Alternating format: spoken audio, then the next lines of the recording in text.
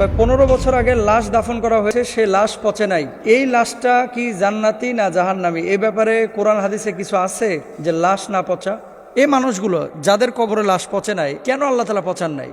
আমি দেখলাম যে ওনার কাফনটা পর্যন্ত পচে নাই। এই বিষয়টাকে কিভাবে ব্যাখ্যা করবেন? আমার বাবা বেনামাজির সাথে খানা পর্যন্ত খাইতো না, আমি সন্তান, আমার খানাও খাইতো না। বাকি যারা ছিল, যেমন আমার বাবা ছিল, আমার নানি ছিল, আমার ভাই ছিল, বোন ছিল, এখানে তাদের কোনো কিছু পাওয়া যায় না। ভেরি ভেরি ইম্পর্টেন্ট একটা বিষয়, এটা দেখেছি আমি, যমুনা টেলিভিশনে এটা নিউজও করেছে যে 15 বছর আগে লাশ দাফন করা হয়েছে, সেই চাচার লাশ কবর থেকে উঠানো হয়েছে, ওই যে গ্যাস লাইনের কাজ চলতেছিল, এই জন্য কবর স্থানান্তরিত করার প্রয়োজন, এটা জায়েজ আছে। কোনো কারণে যদি আপনার কবর চেঞ্জ করতে হয়, তাহলে ওই কবরের মুর্দা সহ বা হাড়গোড় সহ আরেক জায়গায় স্থানান্তরিত করতে হয়, এটা ইসলামের শরিয়ায় জায়েজ আছে ক্ষেত্র বিশেষে, তবে অবশ্যই আলেম ওলামার সাথে পরামর্শ করে নেবেন। আচ্ছা, আমি দেখলাম যে ওনার কাফনটা পর্যন্ত পচে নাই, এই বিষয়টাকে কিভাবে ব্যাখ্যা করবেন, তাই না? আমি অবাক হই যে এই ধরনের ঘটনাগুলো ঘটার পরেও অনেক অমুসলিম তারা এখনো ইসলামের ব্যাপারে সন্দেহ পোষণ করে যে ইসলাম সত্য কিনা। সাহাবী রিদওয়ানুল্লাহি আনহুম আজমাইন যারা শহীদ হয়েছেন, পরবর্তীতে এরকম কোনো ঘটনা চক্রে যখন কবর খোঁড়া হয়েছে, কোদালের কোপ নাকি শরীরে লেগেছে এবং ফিনকি মেরে রক্ত বাইরে হয়ে গেছিল। 100 বছর পরে এরকম ঘটনা ঘটেছে, আল্লাহু আকবার। তো এরকম ঘটনা কিন্তু বাংলাদেশে নতুন না, এর আগেও অনেক জায়গায় হয়েছে, তারপরে আফগানিস্তানে হয়েছে, সৌদি আরবে দেখেছি হয়েছে, সোশ্যাল মাধ্যমে কিন্তু এগুলো দেখা যায়। তো বাম রাম ছাগলগুলো আবার এগুলো বিশ্বাস করে না, এদেরকে দেখাইলেও মনে করে যে মেডিসিন টেডিসিন মনে হয় দেওয়া টেওয়া আছে, এরকম কোনো কিছু আছে। দেখেন, ইমানের নূর আপনার ভিতরে তখন দিবে আল্লাহ সুবহানাহু ওয়া তাআলা, যখন আপনার ইমান আনার জন্য বা হেদায়েতের জন্য ন্যূনতম চেষ্টা প্রচেষ্টা থাকবে। রংপুরের এই চাচার নাম আব্দুস সামাদ, 15 বছর আগে মারা গিয়েছেন। তিনি নাকি অত্যন্ত আল্লাহওয়ালা ছিলেন, মানুষকে নামাজের জন্য ডাকতেন, হারাম খাইতেন না এবং কখনো মানুষের সাথে কোনো ভেজালে জড়াতেন না। আল্লাহ সুবহানাহু ওয়া তাআলা এই ভদ্রলোককে নিজ জিম্মায় নিয়েছেন। 15টা বছর হয়েছে, লাশ এখনো পচে নাই। এই লাশ না পচা, এটাও কিন্তু একটা জান্নাতি মানুষের আলামত। লাশ না পচা জান্নাতি মানুষের আলামত, কারণ মাটি মানুষের শরীরকে খেয়ে ফেলবে, এটাই স্বাভাবিক।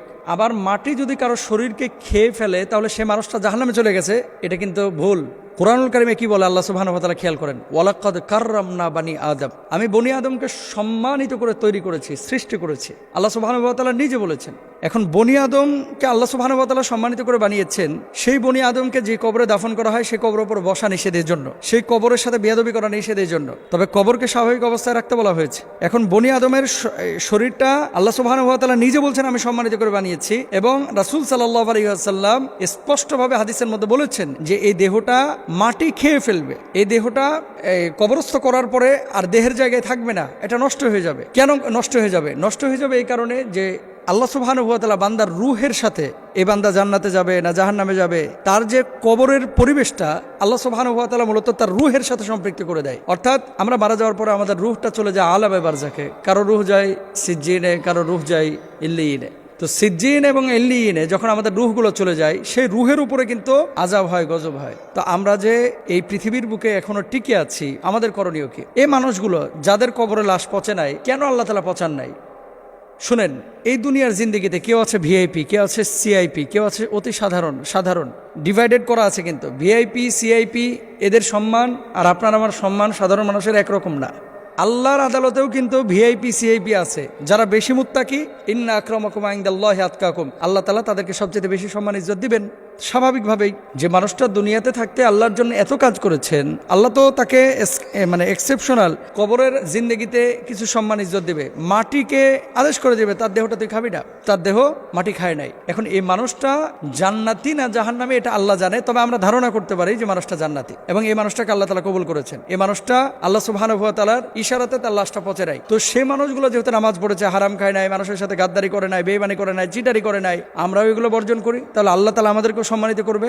কিন্তু মানুষের দেহ মাটি খেয়ে ফেললেই তাকে জাহান্নামী, এটা আবার মনে করার কোনো সুযোগ নাই। আল্লাহ তাআলা আমাদের বোঝার তৌফিক দান করুন। দুনিয়ার যত চাওয়া আছে, সব চাওয়াগুলো মানুষের কাছে প্রথমেই পেশ না করে আল্লাহর কাছে পেশ করেন। সিজদার মধ্যে দোয়া বা চাওয়া, এটার যে কি পাওয়ার, আর সরাসরি যে আল্লাহ তাআলা এটাকে কবুল করেন, এটা আমরা অনেকেই জানি না। হুজুর দোয়া করছি, কবুল তো হচ্ছে না। আল্লাহ তাআলা তখনই আপনার দোয়া কবুল করবে যখন আপনার জন্য এটা কল্যাণকর হবে, কারণ ইন ফিউচার কি ঘটবে এটা তো আপনিও জানেন না, আমিও জানি না। রাত্রিবেলায় এটা যে কি মজা, কি স্বাদ, একটু শুরু করেন না, দেখেন বুঝতে পারবেন নিজেই। শেষ রাতে আল্লাহ সুবহানাহু ওয়া তাআলা নিজ আসমানে নেমে এসে বান্দাদেরকে ডাকেন, হাল মিন সাইলিন আনা মিন মুস্তাগফিরিন আলা কাদা হাত্তা মাতলুআল ফাজর। আছো কি কেউ? আমার কাছে চাও, আমি আল্লাহ সুবহানাহু ওয়া তাআলা তোমার সমস্ত প্রয়োজন মিটিয়ে দেব। আমি আল্লাহর কাছে বলো, আমি তোমার অসুস্থতাকে সুস্থতায় পরিণত করব। আমার কাছে বলো, তোমার সমস্ত প্রয়োজনগুলো আমি মিটিয়ে দেব। তুমি রিজকের সংকটে আছো, আমার কাছে বলো, আমি আল্লাহ তাআলা তোমার রিজকের সংকটকে দূরীভূত করে দেব। শেষ রাত্রে নামাজের মুসল্লাটা বিছিয়ে দিয়ে, জায়নামাজটা বিছিয়ে সবাই যখন পিন পতন নীরবতায় আছে, সিজদায় পড়ে যান। পৃথিবীর যত চাওয়া আছে, চাকরি হচ্ছে না, ভার্সিটিতে চান্স হচ্ছে না, ভালো কোনো ক্যারিয়ার আপনার কাছে এখনো ধরা দিচ্ছে না, ভালো কোনো রুটি রুজির ব্যবস্থা এখনো হচ্ছে না, সব চাওয়াগুলো আল্লাহর কাছে আপনি পেশ করেন। পৃথিবীর মানুষ আপনাকে ঠগাইতে পারে ভাই, আল্লাহ আপনাকে ঠকাবে না। যদি চাওয়ার মতো চাইতে পারেন, ডাকার মতো যদি ডাকতে পারেন, আল্লাহ সুবহানাহু ওয়া তাআলা আপনার ডাকে সাড়া দিবেন। তবে ডাকার মতো ডাকতে হবে। উদউনি আস্তাজিব লাকুম, আমাকে ডাকার মতো ডাকো, আমি আল্লাহ তোমাদের ডাকে সাড়া দিব। আসুন আল্লাহর কাছে সেজদা অবনত হয়ে আমরা বেশি বেশি দোয়া করি। আল্লাহ তৌফিক দান করুন।